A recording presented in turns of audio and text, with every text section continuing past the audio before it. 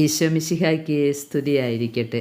പ്രിയ കൂട്ടുകാരെ, ഞങ്ങളുടെ ഇടവക പള്ളിയിൽ മാതാവിൻ്റെ ശിരസിൽ നിന്നും രക്തമൊഴുകിയതിൻ്റെ 1-ാം വാർഷികമായിരുന്നു ബുധനാഴ്ച 29-ാം തീയതി.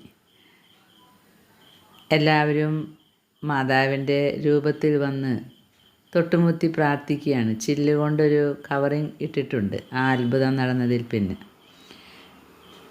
ഇതുവരെ കാണാത്തവരൊക്കെ വന്ന് മാതാവിൻ്റെ ശിരസിൽ നിന്നും രക്തമൊഴുകിയത് കാണാനും കൂടിയാണ് വന്നത്. പ്രിയ കൂട്ടുകാരെ, മാതാവിൻ്റെ ശിരസിൽ നിന്നും അന്ന് രക്തമൊഴുകിയപ്പോൾ എല്ലാവരും ചോദിച്ചിരുന്നു, കണ്ണിൽ നിന്നൊക്കെയല്ലേ രക്തം വരാറ്, ഇതെന്താ ശിരസിൽ നിന്ന് എന്ന്. എന്തായാലും അതിൻ്റെ ഒരു ഉത്തരം എനിക്കില്ലായിരുന്നു, എനിക്കറിഞ്ഞുകൂടാ എന്ന് ഞാൻ പറഞ്ഞു. ഇന്ന് ഞങ്ങളുടെ ഇടവകപ്പള്ളിയിലേക്ക് യൂട്യൂബിലെ വീഡിയോ കണ്ട് മണിപ്പൂർ ശുശ്രൂഷ ചെയ്യുന്ന ഫാദർ ജോസ് കുത്തൂരച്ഛൻ വന്നിരുന്നു. അച്ഛന് ഇവിടെ കുർബാന ചൊല്ലുവാനും ഈ അത്ഭുതം ദൃശ്യം കാണുവാനുമായിട്ടാണ് അച്ഛൻ വന്നത്. അച്ഛൻ്റെ പ്രസംഗത്തിൽ അച്ഛൻ ഈ സംശയമൊക്കെ തീർത്തു തന്നു. വളരെ നല്ല ഒരു പ്രസംഗം അച്ഛൻ കാഴ്ചവെച്ചു.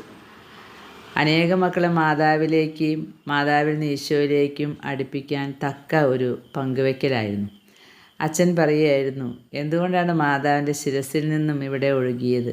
എപ്പോഴും രക്തക്കണ്ണുനീർ കണ്ണുകളിൽ നിന്നല്ലേ ഒഴുകാറ്. ഞാൻ മാതാവിൻ്റെ അടുത്ത് പ്രാർത്ഥിക്കാൻ നിന്നപ്പോൾ പരിശുദ്ധ അമ്മ വെളിപ്പെടുത്തിയതാണത് എന്ന് പറഞ്ഞ് അച്ഛൻ പറയുകയായിരുന്നു, നിങ്ങൾ ശ്രദ്ധിച്ചിട്ടുണ്ടോ, കുരിശിൻ്റെ കീഴെ എവിടെയാണ് അമ്മയുടെ സ്ഥാനമെന്ന്? അൾത്താരയിൽ പ്രസംഗം ചെയ്യുമ്പോൾ അച്ഛൻ തിരിഞ്ഞു നിന്ന് ചൂണ്ടിക്കാണിച്ച് ഞങ്ങൾക്ക് കാണിച്ചു തന്നു. മാതാവ് എവിടെ നിൽക്കുന്നത്? നോക്കുമ്പോൾ ഈശോയുടെ കയ്യിൻ്റെ താഴെയാണ്, ഈശോയുടെ കുരിശിൻ്റെ താഴെയാണ് പരിശുദ്ധ അമ്മ നിൽക്കുന്നത്. അപ്പോൾ അച്ഛൻ പറഞ്ഞു, ഈശോയുടെ കയ്യിൽ നിന്നും തിരുവിലാവിൽ നിന്നൊഴുകുന്ന തിരുരക്തം എവിടേക്കാണ് വീഴുക? കറക്റ്റായിട്ടും ഇത് മേരിയുടെ ശിരസിലേക്കാണ് വീണുകൊണ്ടിരിക്കുന്നത്. അപ്പോൾ ഈശോയുടെ പരിഹാര ബലിയിലെ തിരുരക്തമാണ് പരിശുദ്ധ അമ്മയുടെ ശിരസിലൂടെ ഒഴുകിയിരിക്കുന്നത്. സാധാരണ നമ്മൾ കേൾക്കുന്നതും കാണുന്നതും രക്തക്കണ്ണുനീർ ഒഴുക്കി എന്നാണ്. ഇവിടെ മകൻ്റെ തിരുരക്തം സ്വന്തം ശിരസിലൂടെ ഒഴുകുന്നു എന്ന വലിയൊരു സത്യം പരിശുദ്ധ അമ്മ ഇവിടെ വെളിപ്പെടുത്തുകയാണത്രേ. അച്ഛൻ പറയുകയായിരുന്നു, രക്തക്കണ്ണുനീർ ഒഴുകിയത് കണ്ടിട്ടുണ്ട്, പക്ഷേ ഇങ്ങനെയൊരു അത്ഭുതം ഞാനിവിടെ ആദ്യമായിട്ടാണ് കാണുന്നതെന്ന്. കുറച്ച് ആളുകൾ വന്നിരുന്നു. നിങ്ങൾ വിചാരിക്കുന്നത് പോലെ ഇത് ഒല്ലൂര് പള്ളി പോലെയോ പുത്തൻപള്ളി പോലെയോ അങ്ങനെ വലിയ വലിയ തീർത്ഥാടന കേന്ദ്രങ്ങളോടൊന്നും ഇതിനെ സാമ്യപ്പെടുത്തരുത്. ഞാൻ പറഞ്ഞല്ലോ, ഇതൊരു കുഗ്രാമമായിട്ടുള്ള ഒരു ചെറിയ ഗ്രാമം ആയ ഇടവകപ്പള്ളിയാണ് എരവിമംഗലത്ത്. ഇതാണ് ജോസച്ചൻ, മണിപ്പൂരിലെ വലിയ അനുഭവങ്ങളുമായി കടന്നു വന്ന അച്ഛൻ. അച്ഛന് വലിയ അനുഭവ സമ്പത്തുണ്ട്. അച്ഛൻ ശ്രദ്ധിച്ച് നോക്കുകയായിരുന്നു എങ്ങനെയാണ് ഈ രക്തം വന്നത്. എന്നിട്ട് ഫോട്ടോയൊക്കെ എടുത്ത് പോയിട്ടുണ്ട് അച്ഛൻ. പ്രസംഗത്തിൽ അച്ഛൻ 2 അനുഭവങ്ങൾ പറഞ്ഞു. ഒന്ന്, മണിപ്പൂരിൽ 2000 ജനുവരിയിലാണെന്ന് തോന്നുന്നു, ഇവിടെ നിന്നും പോയി അച്ഛൻ പട്ടം സ്വീകരിച്ച ഒരു കൊച്ചച്ഛൻ, 1 വർഷമായിട്ടുള്ള അച്ഛൻ, അവിടെ തീവ്രവാദികൾ വെടിവെച്ച് കൊലപ്പെടുത്തിയത്.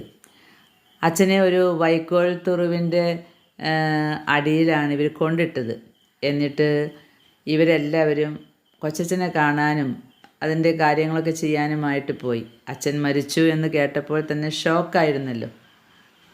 എന്നിട്ട് ഈ അച്ഛനെ കമഴ്ന്ന് കിടക്കുന്ന രീതിയിലാണത്രേ കണ്ടത്. പോലീസുകാർ വന്ന് അച്ഛനെ മലർത്തിയിട്ടപ്പോൾ ജോസച്ചൻ പറയുമായിരുന്നു, ആ കാഴ്ചയാണ് എനിക്ക് സഹിക്കാൻ പറ്റാഞ്ഞത്. കമിഴ്ന്ന് കിടന്നു, അച്ഛൻ മരിച്ചു എന്നുള്ളതൊന്നും ഈ ജോസച്ചന് വലിയ പ്രശ്നമല്ല. കാരണം മരിക്കാൻ വേണ്ടി പോയിട്ടുള്ളവരാണ് അവർ. രക്തസാക്ഷിയാകാം എന്നുള്ള ഒരു ധൈര്യമാണത്രേ ആ ബോഡി കണ്ടപ്പോൾ അച്ഛന് തോന്നിയത്. പക്ഷേ മലർത്തിയിട്ടപ്പോൾ അച്ഛന് ഭയങ്കര സങ്കടമായി എന്നാണ് പറയണേ. കാരണം ആ മലർത്തിയിട്ട അച്ഛൻ്റെ കോട്ടിൽ നിന്നും പുറത്തു വന്ന ആ കൈ, വലത്ത് കൈയിൽ പരിശുദ്ധമായ ജപമാല പിടിച്ചിട്ടുണ്ടായിരുന്നു. അപ്പോൾ ജോസച്ചൻ ചോദിച്ചു മനസ്സിൽ, നിന്നെ കൈ പിടിച്ച് പോയിട്ടുള്ള ഞങ്ങളുടെ അച്ഛന് ഇങ്ങനെയാണ് വന്നതെങ്കിൽ ഞാനിനി എന്തിനാണ് ജപമാല ചൊല്ലുന്നത്? ആ ഒരു ചിന്തയായിരുന്നു അത്രേ. പിന്നീട് അച്ഛൻ കുർബാന ചൊല്ലുമ്പോൾ അമ്മ കാതിൽ വന്ന് പറഞ്ഞു എന്നാണ് പറയുന്നത്, മോനെ, എൻ്റെ മകൻ കുരിശിൽ കിടന്ന് പിടഞ്ഞ് മരിച്ചപ്പോൾ എനിക്കൊന്നും ചെയ്യാൻ കഴിഞ്ഞിട്ടില്ല. കാരണം അച്ഛൻ ചോദിച്ചിരുന്നു അമ്മയോട്, നിൻ്റെ ജപമാല പിടിച്ച് പോയ ഈ അച്ഛനെ രക്ഷിക്കാൻ നിന്നെക്കൊണ്ടായില്ലേ എന്ന്, നീ എൻ്റെ ഒന്നും ചെയ്യാഞ്ഞേ എന്ന്. അമ്മ മാതാവ് മറുപടി പറഞ്ഞു, എൻ്റെ സ്വന്തം പുത്രൻ നിങ്ങൾക്കൊക്കെ വേണ്ടി കുരിശിൽ ബലിയായപ്പോൾ ഞാൻ ആ കുരിശിൻ്റെ ചുവടെ നിന്നിരുന്നു. പക്ഷേ എനിക്ക് ഒന്നും ചെയ്യാനായിട്ട് കഴിഞ്ഞില്ല. ഞാൻ അവനെ പൂർണ്ണമായിട്ടും പിതാവിന് സമർപ്പിക്കുകയാണ് ചെയ്തത്. ഇവിടെയും ഞാൻ അത് തന്നെയാണ് ചെയ്യുന്നതെന്ന്. പ്രിയ സഹോദരങ്ങളെ, ഈ ഒരു അനുഭവം ഞങ്ങളെയൊക്കെ വല്ലാതെ സ്പർശിച്ചു. രണ്ടാമത് അച്ഛൻ പങ്കുവെച്ചൊരു കാര്യമാണ് ആന്ധ്രാപ്രദേശിലെ ഒരു ഗ്രാമത്തിൽ, ആ ഗ്രാമത്തിൻ്റെ പേര് ഞാൻ ഓർക്കുന്നില്ല, അവിടെ ഒരു ചെറിയ പള്ളിയുണ്ടത്രേ. ആ പള്ളിയിൽ ഒരു ചെറിയ ഗ്രോട്ടോയുണ്ട് മാതാവിൻ്റെ. അവിടെ കുഞ്ഞ ഒരു സ്കൂളുണ്ട്. ആ സ്കൂളിൽ പഠിക്കുന്ന പിള്ളേർ ഉച്ച സമയത്ത് ഗ്രോട്ടോയിൽ വന്നൊക്കെ കളിച്ച് അവസാനം പോകുമ്പോൾ ഒന്ന് കൈകൂപ്പി പിടിച്ച് മാതാവിനെ നോക്കിയിട്ടാണ് പോകാറ്. അങ്ങനെ ഒരു ദിവസം കുട്ടികൾ കളിച്ചുകൊണ്ടിരിക്കുമ്പോൾ പെട്ടെന്ന് മാതാവിനെ നോക്കിയപ്പോൾ മാതാവിൻ്റെ കണ്ണിൽ നിന്നും ഒരു ശക്തമായ പ്രകാശം ഈ കുട്ടികളുടെ മേലടിച്ചു. അതിൽ 1-ാം ക്ലാസ്സുകാരൻ തലചുറ്റി വീണു. മറ്റുള്ളവർ ഓടി അവിടെയുള്ളവരോട് പറഞ്ഞു, ആ മാതാവിൻ്റെ പ്രതിമയിലെ കണ്ണുകൾ തുറന്നിരിക്കുന്നു എന്ന്. അങ്ങനെ പിന്നീട് അത് അവിടുത്തെ അച്ഛനോട് പറഞ്ഞു, മാതാവിൻ്റെ കണ്ണ് തുറന്നിരിക്കുന്നു. അവിടുത്തെ അച്ഛൻ പറഞ്ഞു, ഇത് ഹൈന്ദവ കുട്ടികളായിരുന്നു. അച്ഛൻ പറഞ്ഞു, ഞങ്ങളുടെ മാതാവിൻ്റെ കണ്ണ് തുറന്നു തന്നെയാണ് ഇരിക്കാറ് എല്ലാ പ്രതിമകളിലും എന്ന് പറഞ്ഞു. അങ്ങനെ അച്ഛൻ്റെ പണിക്ക് പോയി. അച്ഛൻ മടങ്ങി വരുമ്പോൾ ദേവാലയത്തിൻ്റെ ഗ്രൗണ്ട് മുഴുവൻ നിറഞ്ഞിരിക്കുകയാണെന്നാണ് പറയണേ. കാരണം പിന്നീട് ഇവർ വന്ന് നോക്കിയപ്പോൾ മാതാവിനെ കവർ ചെയ്തിരിക്കുന്ന ചില്ല് തകർന്നിരിക്കുകയാണ്, എന്നാൽ അടർന്നു വീണിട്ടില്ല. ഇത് കണ്ടപ്പോൾ അച്ഛനാകെ ഭയമായി. അച്ഛൻ എന്താണ് എന്നറിയാതെ നോക്കാനായിട്ട് പോയപ്പോൾ മാതാവിൻ്റെ കണ്ണിൽ നിന്ന് വീണ്ടും പ്രകാശം വന്നു. അപ്പോൾ ഇവിടെ എന്താണ് നടക്കുന്നത് എന്ന് ചിന്തിക്കുകയാണ്. അപ്പോൾ അച്ഛൻ നോക്കിയപ്പോൾ ആ കണ്ണ് ചലിക്കുന്നതായിട്ട് തോന്നി. അതായത് ഇത് പ്രതിമയുടെ കണ്ണ് പോലെയല്ല. അങ്ങനെ പിന്നീട് ആ ചില്ല് കവർ മാറ്റുന്നു. ഡോക്ടർമാർ വന്ന് അത് പരിശോധിച്ചപ്പോൾ വലിയൊരു മിറാക്കിളാണ് അവിടെ സംഭവിച്ചത്. ഒരു പ്രതിമയുടെ കണ്ണല്ല ആ മാതാവിൻ്റെ സ്റ്റാച്യുവിൽ അപ്പോൾ ഉണ്ടായിരുന്നത്. പരിശോധനകളൊക്കെ കഴിഞ്ഞപ്പോൾ അവർ പറഞ്ഞു, ഇത് തീർത്തും ഒരു ഹ്യൂമൺ ഐ ആണ്, ഒരു ജീവിച്ചിരിക്കുന്ന മനുഷ്യൻ്റെ കണ്ണുകളാണ്. മാതാവ് കണ്ണ് തുറന്ന് ഇവരെ നോക്കി. അപ്പോൾ അതൊരു അത്ഭുതമായിട്ട് സ്ഥിരീകരിച്ചു. വീണ്ടും ആ തകർന്ന ചില്ല് വീണ്ടും അച്ഛൻ മാറ്റിയിട്ട് രണ്ടാമത് വെച്ച ചില്ലിന്മേലും അടുത്ത ദിവസം വന്ന് നോക്കിയപ്പോൾ തകർന്നിരിക്കുന്നത് കണ്ടു. അപ്പോൾ ഭയപ്പാടായി. അങ്ങനെ പിന്നീട് ഈ മാതാവിൻ്റെ കണ്ണിൻ്റെ തിരിച്ചറിവൊക്കെ കിട്ടിയതിന് ശേഷം വീണ്ടും ഒരു ചില്ല് വെച്ചു. അപ്പോൾ അച്ഛൻ പറഞ്ഞു, ഇത് തകരാതെ സൂക്ഷിക്കണം മാതാവേ എന്ന്. ബുധനാഴ്ചയാണിത് അവിടെ സംഭവിക്കുന്നത്. ബുധനാഴ്ചയിൽ അടുത്ത ബുധനാഴ്ച ഇതുപോലെ കുർബാനയും മറ്റ് പ്രദർശനങ്ങളൊക്കെ നടക്കുന്ന സമയത്ത് അച്ഛൻ പറഞ്ഞു, കഴിഞ്ഞ അതിൻ്റെ തലേ ദിവസം ഈ അത്ഭുതം നടന്നതിൻ്റെ പിറ്റേ ദിവസം അച്ഛൻ പറഞ്ഞു, ഇവിടെ മാതാവിൻ്റെ പ്രത്യക്ഷീകരണം വന്നിരിക്കുന്നു. അടുത്ത ബുധനാഴ്ച നമുക്ക് കുർബാന നടത്തുമ്പോൾ രോഗികളൊക്കെ കൊണ്ടുവരണം, രോഗികൾക്ക് സൗഖ്യം കിട്ടും, മാതാവ് സുഖപ്പെടുത്തും എന്നൊക്കെ. പിറ്റത്തെ ബുധനാഴ്ച എല്ലാ രോഗികളും വന്നു. അതിലൊരു രോഗിയുടെ ഇടത്തെ കണ്ണ് രണ്ടും പോയിരിക്കുന്ന അവസ്ഥയാണ്. പാർക്കിൻസൺസോ എന്തോ ഒരു രോഗം വന്നിട്ട് അങ്ങനെ ഹോസ്പിറ്റലിൽ അഡ്മിറ്റഡ് ആയിരുന്നു. ബുധനാഴ്ചത്തെ ഈ പരിപാടിക്ക് വരാൻ വേണ്ടി അവർ ആ ആശുപത്രിയിൽ നിന്ന് പേര് വെട്ടി പോന്നു. എന്നിട്ട് കുർബാന നടക്കാൻ തുടങ്ങി. അന്ന് ഗ്രോട്ടോയിലായിരുന്നു അത്ര അവിടുത്തെ കുർബാന നടക്കുന്ന സമയത്ത് പെട്ടെന്ന് മഴ വന്നു. മഴ വന്നപ്പോൾ എല്ലാവരും കൂടി പള്ളിയിലേക്ക് തന്നെ ഓടിക്കയറി. കുർബാന പിന്നെ പള്ളിയിലാണ് നടന്നത്. പക്ഷേ ഈ സഹോദരിക്ക് അത് ആ പള്ളിയുടെ കപ്പ്യാരുടെ ഭാര്യയായിരുന്നു. കപ്പ്യാരും ഭാര്യയും അവിടെ ഗ്രോട്ടോയിൽ തന്നെ നിന്നു. ഗ്രോട്ടോയിൽ നിന്ന ആ സഹോദരി പറഞ്ഞു, മാതാവേ, ഞാൻ പേര് വെട്ടി എഴുതി വന്നതാ. എന്നിട്ടിപ്പം മഴയും വന്നു, പെട്ടെന്ന് കരണ്ടും ഇല്ല, ആകെ അന്ധകാരം, ഞാൻ എങ്ങനെ ഇനിയിപ്പോൾ പള്ളിയിലേക്ക് ഓടിക്കയറും എന്ന് പറഞ്ഞ് പ്രാർത്ഥിക്കുന്ന സമയത്ത് അത്ഭുതം നടന്നപ്പോഴുണ്ടായതുപോലെ തന്നെ മാതാവിൻ്റെ കണ്ണിൽ നിന്നും വലിയൊരു പ്രകാശം ഈ സഹോദരിയുടെ കണ്ണിലേക്ക് അടിക്കുകയാണ്. ഉടനടി അവരുടെ രോഗം മാറി, കണ്ണിന് കാഴ്ച ലഭിച്ചു. അവർ ഓടിയിട്ട് കരയാൻ തുടങ്ങി. അതിനുശേഷം ഓടിക്കയറി പള്ളിയിലേക്ക്. അപ്പോൾ പ്രസംഗം നടക്കുകയായിരുന്നു. അവർ പറഞ്ഞു, പ്രസംഗം നിർത്ത് അച്ചോ, പ്രസംഗം നിർത്ത്, എന്നിട്ട് എന്നെ നോക്ക് എന്ന് പറഞ്ഞു. അങ്ങനെ വലിയൊരു അത്ഭുതം അവിടെ നടന്നു. ഈ അത്ഭുതം അച്ഛൻ ഞങ്ങൾക്ക് പങ്കുവെച്ച് തരികയായിരുന്നു. പരിശുദ്ധ അമ്മ എല്ലാ സ്ഥലങ്ങളിലും ഇതുപോലെ അടയാളങ്ങളായിട്ട് ഇപ്പോൾ ഓടി നടക്കുകയാണ്. അത് പരിഹാരം ചെയ്യാനും പ്രാർത്ഥന കൂട്ടുവാനും പ്രായശ്ചിത്തം ചെയ്യുവാനുമാണ്. ലോകത്തിൻ്റെയും നമ്മുടെയും ഓരോ ദേശത്തിൻ്റെയും പാപങ്ങൾക്ക് പരിഹാരമായിട്ട് മാപ്പ് പറഞ്ഞ് പ്രാർത്ഥിക്കാനാണ് ഇങ്ങനെയുള്ള അടയാളങ്ങൾ കാണിക്കുന്നത്. അതുവഴി മേരിയിലേക്കും മേരിയിൽ നിന്ന് ഈശോയിലേക്കും അവിടെ നിന്ന് പിതാവിലേക്കും നമ്മെ എത്തിക്കുവാനാണ് പരിശുദ്ധ അമ്മ ഇങ്ങനെയുള്ള അടയാളങ്ങൾ കാണിക്കുന്നത്. മനുഷ്യരെ പ്രാർത്ഥനയിലേക്കും പരിഹാര മനോഭാവത്തിലേക്കും കൊണ്ടുവരുവാനും പരിശുദ്ധ കുർബാനയും കൂദാശപരമായ ജീവിതവും നയിക്കണമെന്നുള്ള ബോധ്യങ്ങൾ കൊടുക്കുവാനുമാണ് പരിശുദ്ധ അമ്മ ഇതുപോലെ അടയാളങ്ങൾ കാണിക്കുന്നത് എന്നാണ് അച്ഛൻ പങ്കുവച്ചത്. പ്രിയ സഹോദരങ്ങളെ, 2 അനുഭവങ്ങളും വന്ന എല്ലാ മക്കളും മനസ്സിൽ സൂക്ഷിച്ചു വെച്ചിട്ടുണ്ട്. അമ്മ മാതാവ് ഈ ദിവസവും ഒരു ചെറിയ അടയാളം കാണിച്ചു തന്നു. കുറച്ച് പേര് അകലെ നിന്ന് വന്നവരുണ്ടായിരുന്നു. അപ്പോൾ അമ്മയുടെ ഗ്രോട്ടോ അലങ്കരിക്കാൻ മുല്ലപ്പൂവൊക്കെ ഇടണമെന്ന് തീരുമാനിച്ചതാണ്. പക്ഷേ പറ്റിയില്ല. ഞാനും കുർബാനയ്ക്ക് വന്നപ്പോൾ ഗ്രോട്ടോയിൽ മുല്ലപ്പൂവില്ലല്ലോ, കഷ്ടമായിപ്പോയി എന്ന് മനസ്സിൽ വിചാരിച്ചു. എല്ലാം ദൈവഹിതമല്ലേ എന്ന് മനസ്സിലായിട്ട് ഞാൻ കുർബാനയ്ക്ക് കൂടുകയായിരുന്നു. കുർബാന കൂടി കഴിഞ്ഞ് ഗ്രോട്ടോയിലെ പ്രാർത്ഥനകളൊക്കെ കഴിഞ്ഞപ്പോൾ അകലെ നിന്നും വന്ന 1-2 സഹോദരങ്ങൾ പറഞ്ഞു, ഇവിടെ ചേച്ചി ഭയങ്കര സ്വർഗീയ സുഗന്ധമായിരുന്നു മുല്ലപ്പൂവിൻ്റെ എന്ന്. അപ്പോൾ എനിക്ക് ഒരു കാര്യം മനസ്സിലായി, ചില മറവികളൊക്കെ വലിയ സത്യങ്ങൾ വെളിപ്പെടുത്താനായിരിക്കും. മുല്ലപ്പൂ ഇട്ടിരുന്നെങ്കിൽ അത് മുല്ലപ്പൂവിൻ്റെ മണമാണെന്ന് തെറ്റിദ്ധരിച്ചേനെ.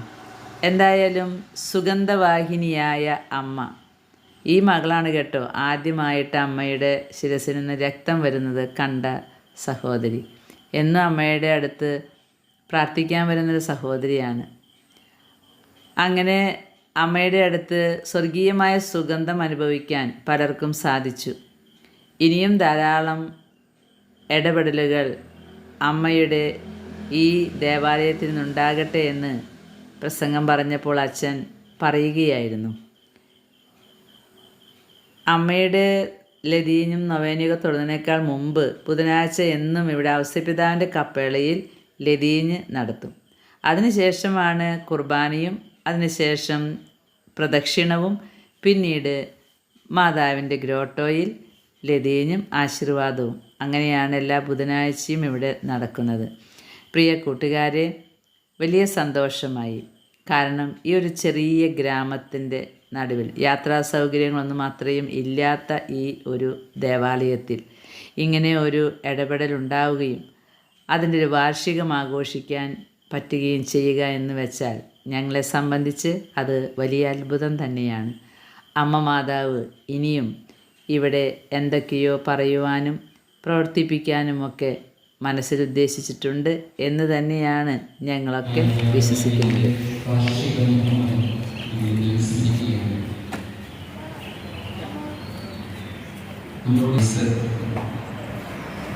യൂട്യൂബിലെ വിശേഷങ്ങൾ അറിയിച്ചതിൻ്റെ പശ്ചാത്തലത്തിൽ അദ്ദേഹത്തിന് ഇവിടെ വരണമെന്നുള്ള ഏറ്റവും വലിയ ആഗ്രഹത്തിൻ്റെ പേരിലാണ് നമ്മുടെ ഇടയിലേക്ക് കടന്നു വന്നിരിക്കുകയാണ്.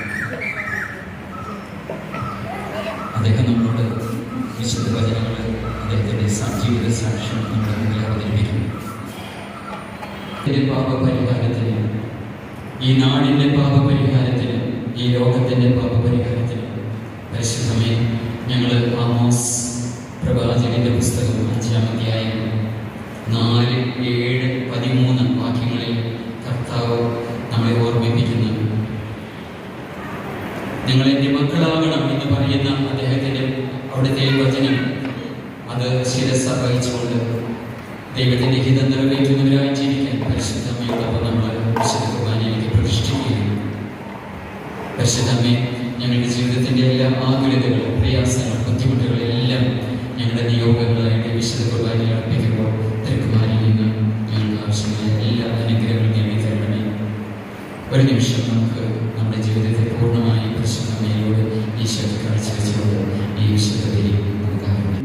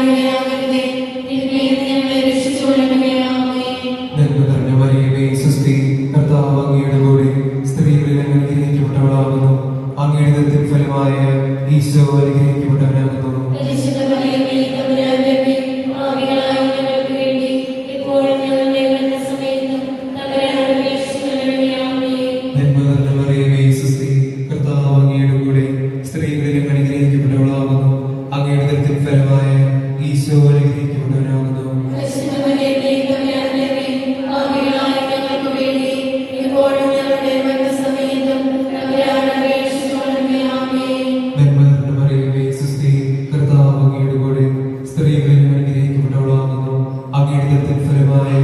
ഈശോ അനുഗ്രഹിക്കപ്പെട്ടവനാകുന്നു.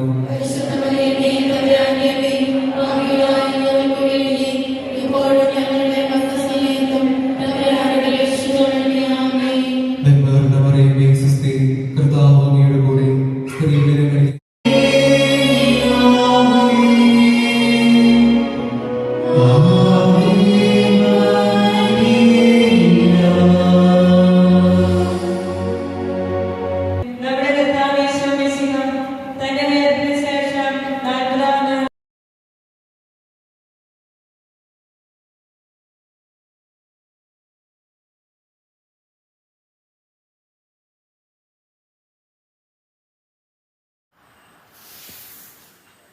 തിരികൾ കൈകളിൽ ഏന്തി പ്രദക്ഷിണം നടത്തുമ്പോൾ പരിശുദ്ധ അമ്മ പറയുക ഇത് ലൂർദിലെ പ്രദക്ഷിണം പോലെയാണ് എന്നാണ്.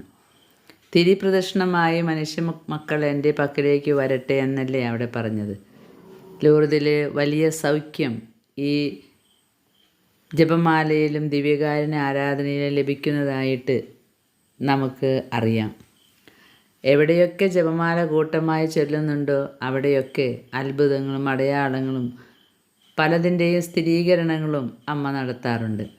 ഇതും അതുപോലെ തന്നെ പരിശുദ്ധ അമ്മയുടെ ജപമാലയുടെ ശക്തിയും പരിശുദ്ധ കുർബാനയുടെ ബലവും എല്ലാം നമുക്ക് മനസ്സിലാക്കി തരുവാൻ ഇവിടം ഉപയോഗിക്കുന്നു എന്നാണ് മനസ്സിലാകുന്നത്. എല്ലാവരും തിരിപ്രദക്ഷിണമായി നടന്നു നീങ്ങുമ്പോൾ ഓരോരുത്തരും എത്ര ജപമാലയും കുർബാനയുമാണ് ഒരാഴ്ച കൊണ്ട് പാപപരിഹാരമായി സമർപ്പിച്ചിരിക്കുന്നത് എന്ന് എഴുതി കൊണ്ടുവന്നിട്ടുണ്ടായിരുന്നു. അത് കുർബാന സമയത്ത് അൾത്താരയിൽ വെച്ച് അച്ഛനത് ലോകത്തിൻ്റെയും ഓരോ കുടുംബങ്ങളുടെയും പാപപരിഹാരമായി കാഴ്ചവെച്ചിട്ടുണ്ട്.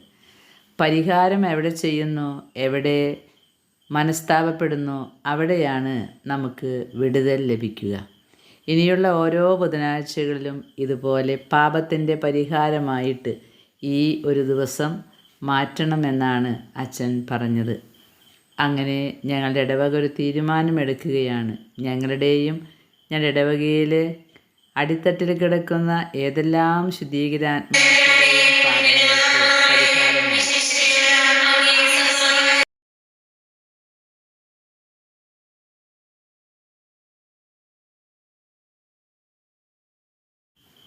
പള്ളി ചുറ്റിയിട്ടുള്ള പ്രദക്ഷിണമാണ് കേട്ടോ. ഇതെല്ലാ ബുധനാഴ്ചകളിലും നടക്കുന്ന ഒരു ശുശ്രൂഷയാണ്. ധാരാളം മക്കൾക്ക്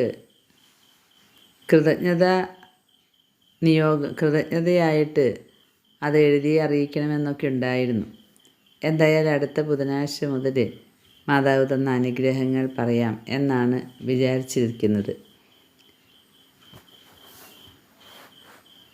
പരിശുദ്ധ അമ്മയെയും കൊണ്ടിങ്ങനെ പോകുമ്പോൾ ഇത് ലൂർദിലെ പ്രദക്ഷിണത്തിൻ്റെ ഒരു ചെറിയ പതിപ്പ് എന്ന് എനിക്ക് പലപ്പോഴും തോന്നാറുണ്ട്.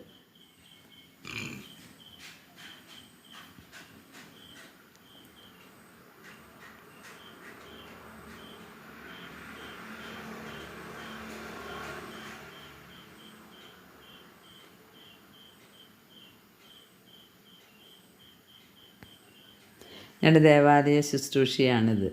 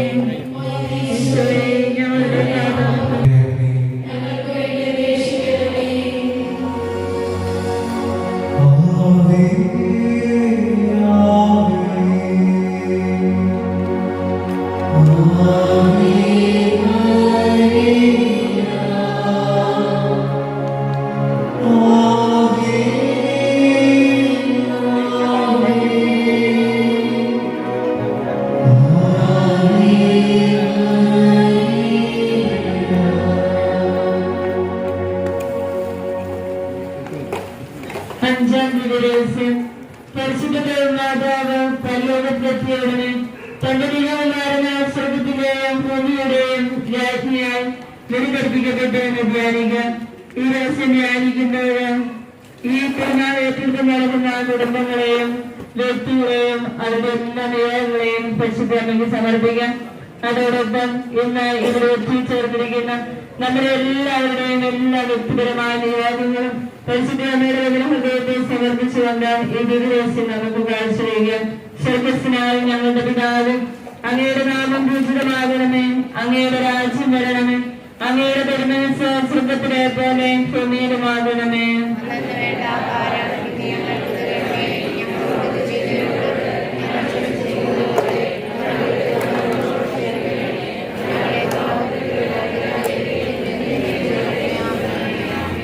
നന്മ നിറഞ്ഞ മറിയമേ സ്വസ്തി, കർത്താവ് അങ്ങയോടുകൂടെ സ്ത്രീകളിൽ അങ്ങ് അനുഗ്രഹിക്കപ്പെട്ടവനാകുന്നു. അങ്ങയുടെ ഉദരത്തിൻ ഫലമായി ഈശോ അനുഗ്രഹിക്കപ്പെട്ടവനാകുന്നു.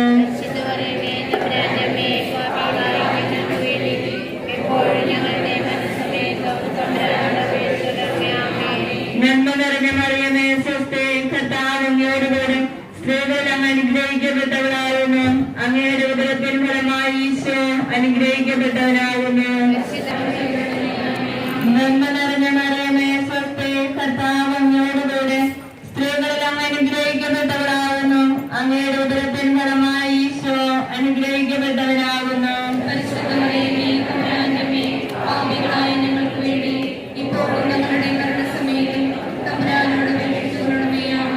നന്മ നിറഞ്ഞ മറിയമേ സ്വസ്തി, കർത്താവ് അങ്ങയോടുകൂടെ സ്ത്രീകളിൽ അങ്ങ് അനുഗ്രഹിക്കപ്പെട്ടവളാകുന്നു. അങ്ങയുടെ ഉദരത്തിൻ ഫലമായി ഈശോ അനുഗ്രഹിക്കപ്പെട്ടവനാകുന്നു.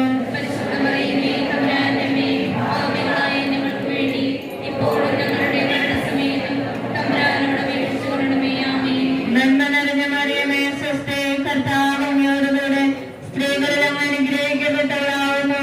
അങ്ങയുടെ ഉദരത്തിൻ ഫലമായി ഈശോ അനുഗ്രഹിക്കപ്പെട്ടവനാകുന്നു.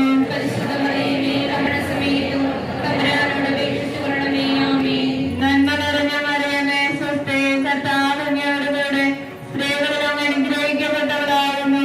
അങ്ങയുടെ ഉദരത്തിൻ ഫലമായി ഈശോ അനുഗ്രഹിക്കപ്പെട്ടവനാകുന്നു.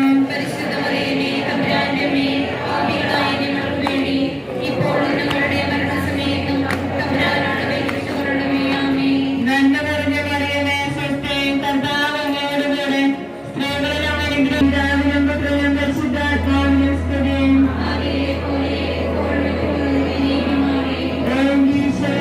ഞങ്ങളുടെ പാപങ്ങൾക്കായി ഞങ്ങളെ രക്ഷിക്കണമേ. എല്ലാ പാപങ്ങളെയും വിശിഷ്യ അങ്ങേ സഹായം കൂടുതൽ ആവശ്യമുള്ള ആത്മാക്കളെയും സ്വർഗ്ഗത്തിലേക്ക് ആനയിക്കണമേ.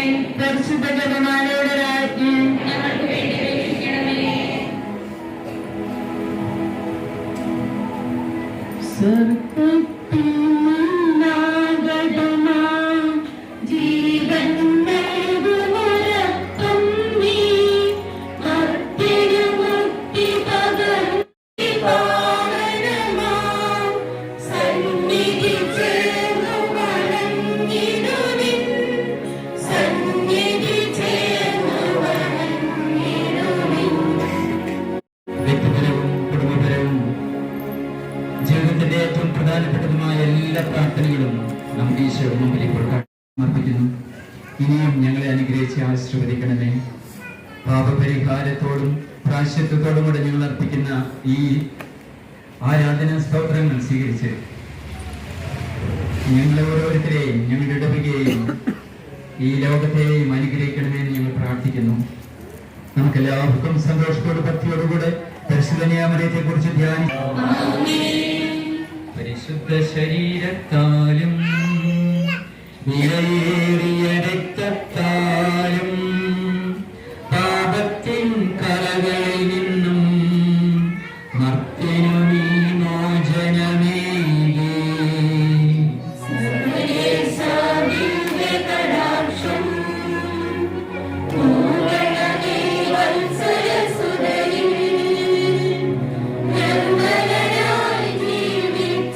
ജീവിച്ചിടുവാൻ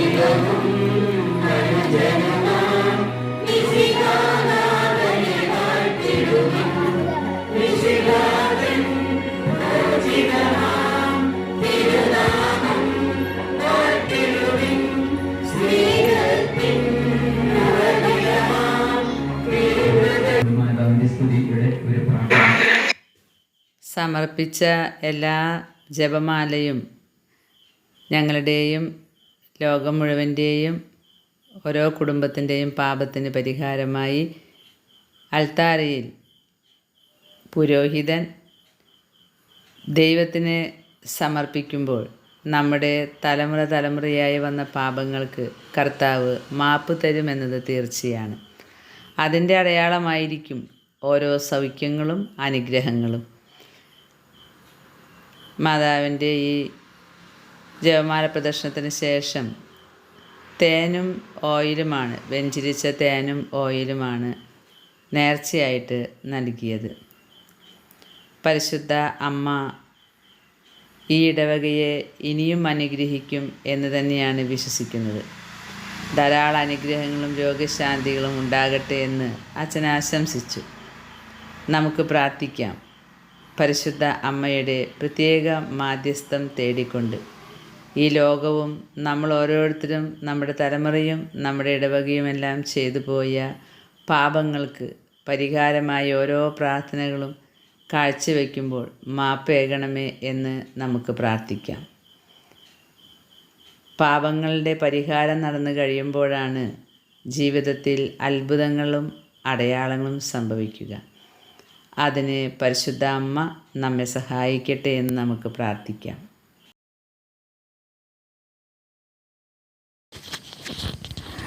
അമലോത്ഭവയാം മാതാവേ, തൃപ്പാദം ഞാൻ പുൽകുന്നു.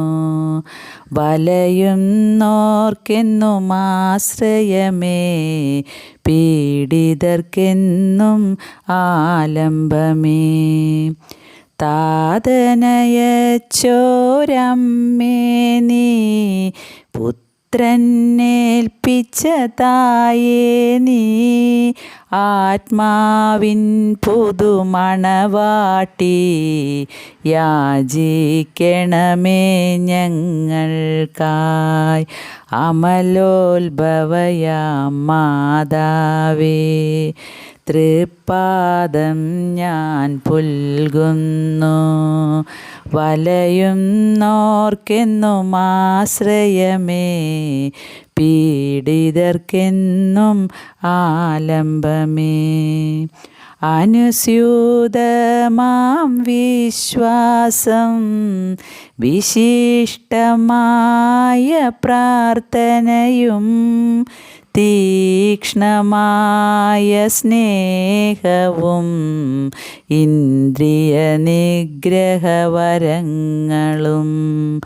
അമലോത്ഭവയാം മാതാവേ, തൃപ്പാദം ഞാൻ പുൽകുന്നു. വലയുന്നോർക്കെന്നും ആശ്രയമേ, പീഡിതർക്കെന്നും ആലംബമേ. അനുസ്യൂതമാം വിശ്വാസം, വിശിഷ്ടമായ പ്രാർത്ഥനയും, തീക്ഷ്ണമായ സ്നേഹവും, ഇന്ദ്രിയ നിഗ്രഹവരങ്ങളും. അഗാധമായ എളിമയും, പാറ പോലുള്ള ശരണവും, ആഴമായ മൗനവും തന്നരുളേണേ മാതാവേ. അമലോത്ഭവയാം മാതാവേ, തൃപ്പാദം ഞാൻ പുൽകുന്നു. വലയുന്നോർക്കെന്നും ആശ്രയമേ, പീഡിതർക്കെന്നും ആലംബമേ.